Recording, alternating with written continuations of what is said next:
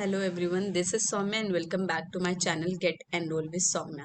आज BEd lesson plans में हम मैथ्स का लेसन प्लान स्टार्ट करेंगे और आज डिस्कशन करेंगे मैथ्स के प्लान नंबर 1 की, जिसका प्रकरण होगा समांतर चतुर्भुज मतलब पैरेललोग्राम।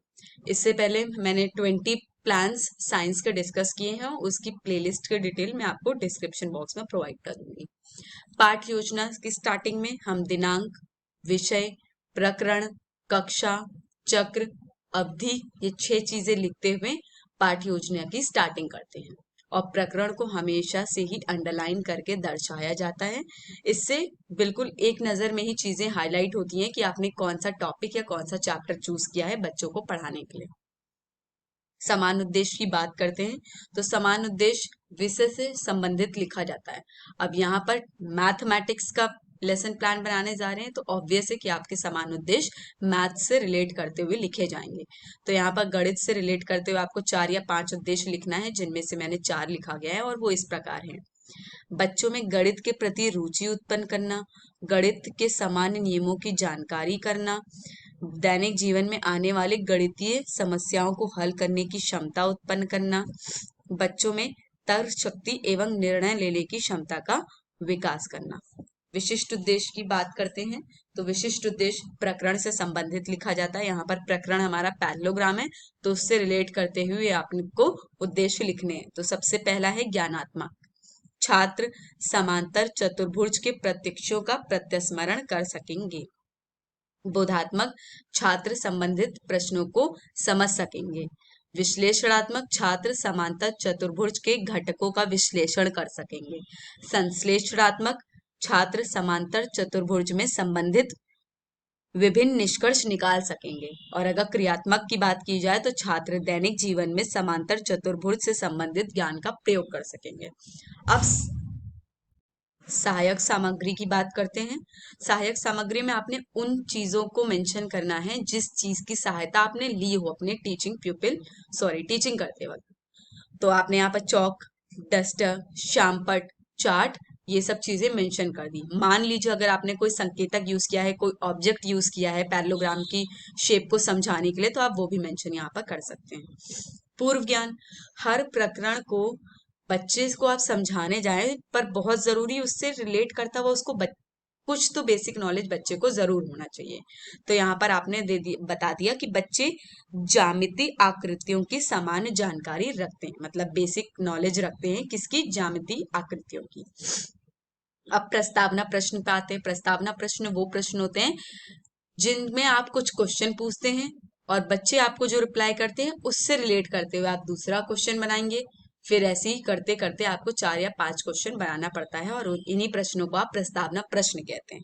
आपको एंड में एक ऐसा समस्यात्मक प्रश्न रखना पड़ता है जिसका जवाब बच्चे दे पाए या ना दे पाए, वो डिपेंड करता है सिचुएशन पे। और उसके बाद उद्देश्य कथन बोलते हुए आप अपनी टीचिंग स्टार्ट करते हैं। तो यहाँ पर आपने पहला क्वेश्चन पूछा कि सीधी रेखा खींचने के लिए किस चीज की आवश्यकता होती है।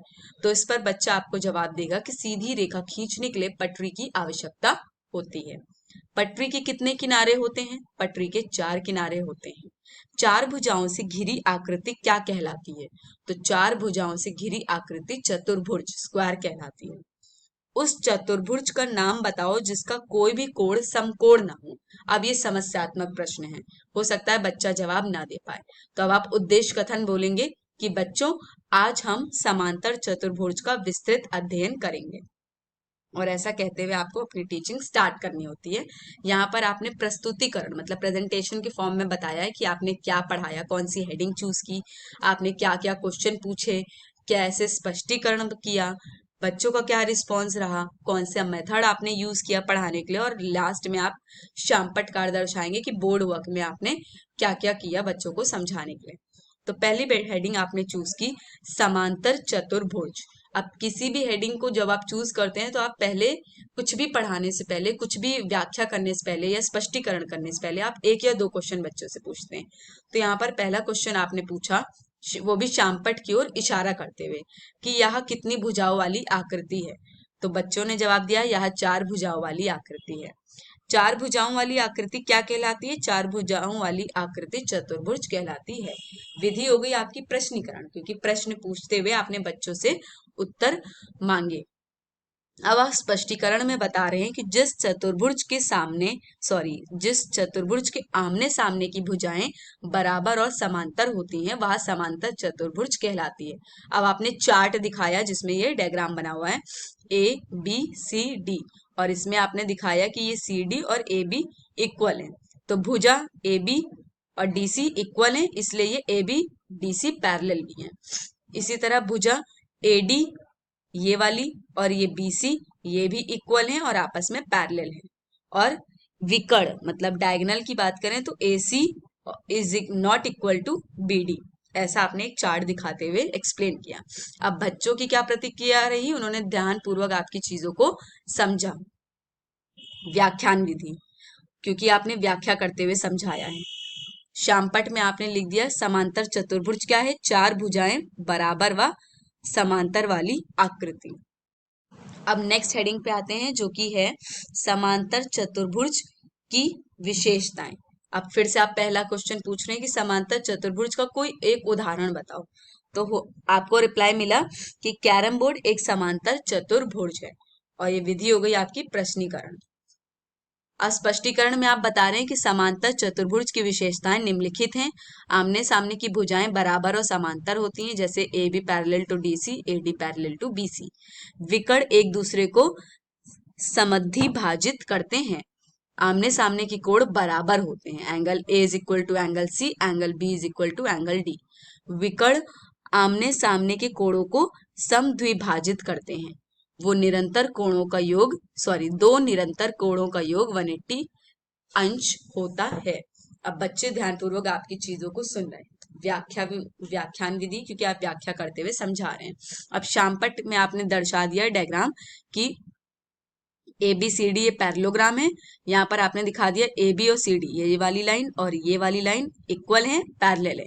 इसी तरह AD और ये BC भी इक्वल है, पैरेलल है। और अब ये एंगल A एंगल C के बराबर है और ये एंगल B एंगल D के बराबर है। ये आपने ये आपने बोर्ड पर बोर्ड वर्क दिखा दिया डायग्राम बनाकर। अब नेक्स्ट हेडिंग पे आते हैं समांतर चतुर्भुज का क्षेत्रफल निकालना। फिर से आप पहले एक क्वेश्चन पूछेंगे कि आपकी कक्षा में से समांतर चतुर्भुज का उदाहरण दो, तो आपको बच्चा रिप्लाई करेगा कि श्यामपट्ट एक समांतर चतुर्भुज का उदाहरण है। अब ये विधि हो गई प्रश्नीकरण।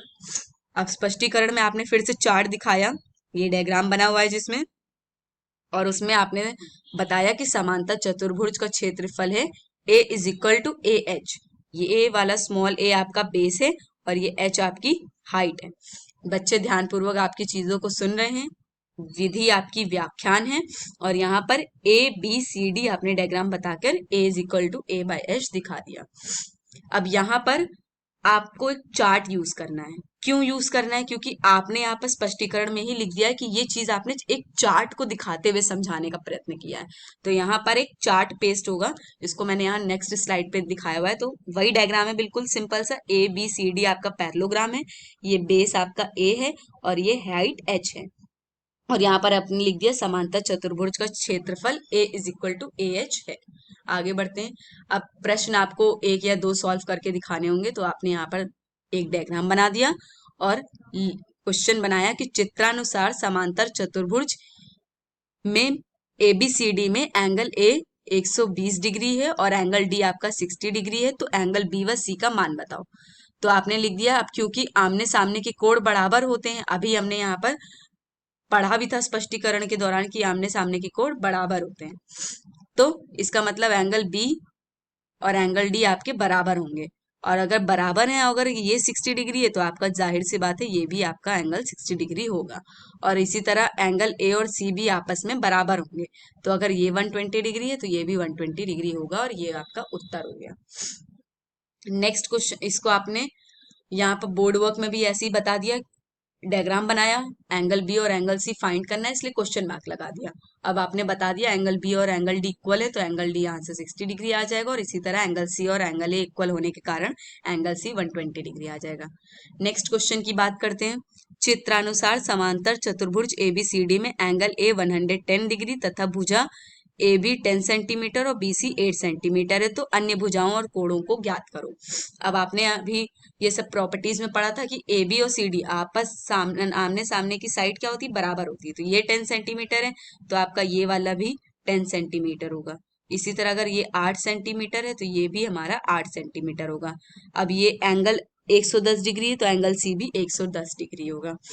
अब 110 डिग्री और एंगल बी डी ये दोनों मिला के 180 बनना चाहिए, तो इसका मतलब ये 170 आएगा। जब ये 70 आएगा तो ये भी 70 आएगा।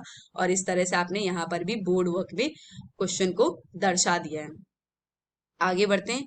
अब आप बोधात्मक प्रश्न रखेंगे, तो आपने कुछ क्वेश्चन बनाए जिनका सॉल्यूशन आप बोर्ड पे करेंगे बाद में बच्चों को समझाने के लिए। तो क्वेश्चन आपने बनाया कि समांतर चतुर्भुज किसे कहते हैं, समांतर चतुर्भुज की दो विशेषताएं बताओ। फिर एक समांतर चतुर्भुज ABCD में एंगल ए 85 डिग्री है तो एंगल सी का मान ज्ञात करो। इसी तरह समांतर चतुर्भुज ABCD में भुजा AB अगर 12 सेंटीमीटर है, AD 7 सेंटीमीटर, तो अन्य भुजाओं को का माप बताओ। अब शामपटकार में जैसे आपने पाठ योजना की स्टार्टिंग में दिनांक, विषय, प्रकरण, कक्षा, चक्र, अवधि लिखा था, बिल्कुल वैसे ही आपको ये 6 चीजें मेंशन करनी है और प्रकरण को अंडरलाइन करके दर्शाना होता है। बोर्ड को आप 2 भागों में विभाजित समझिए। पहले आप एक और अपना काम करेंगे, जब ये स्पेस भर जाएगी उसके बाद ही आपको दूसरी ओर लिखना प्रारंभ करना होगा। तो समांतर चतुर्भुज को डिफाइन कर दिया आपने कि 4 बराबर व समांतर भुजाओं वाली आकृति है। फिर समांतर चतुर्भुज की दो विशेषता बताओ, तो ये ABCD पैरेललोग्राम है।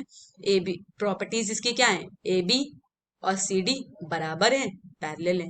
इसी तरह ये वाली लाइन AD और ये वाली लाइन BC पैरेलल है और इक्वल भी हैं। इसी तरह एंगल A और एंगल C बराबर हैं, एंगल B और एंगल D बराबर है। और अगर हम सबकी बात करें तो चारों ही 90 डिग्री के बराबर हैं।